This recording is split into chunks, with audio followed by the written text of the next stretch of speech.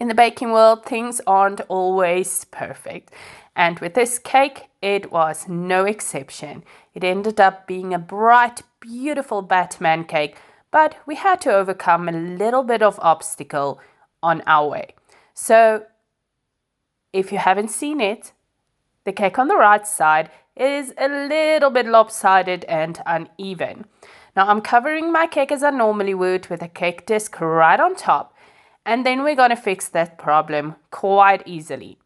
I'm going to just cover the whole sides because now with the cake disc it helps me get an even frosting around the cake, so that problem is fixed. But now I need to fix the top. So I have a little tool that I put right on top of my cake disc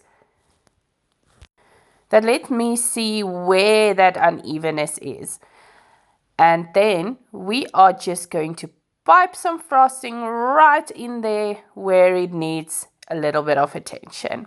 I mean, sometimes just cakes don't come out as perfect as they should, and that's why we have these little tricks to help us. So now that I have some buttercream there, the cake is going to be a little bit more even, and I'm going to frost it just the way it needs to be. Well, that's another cake for today. Thank you so much for watching.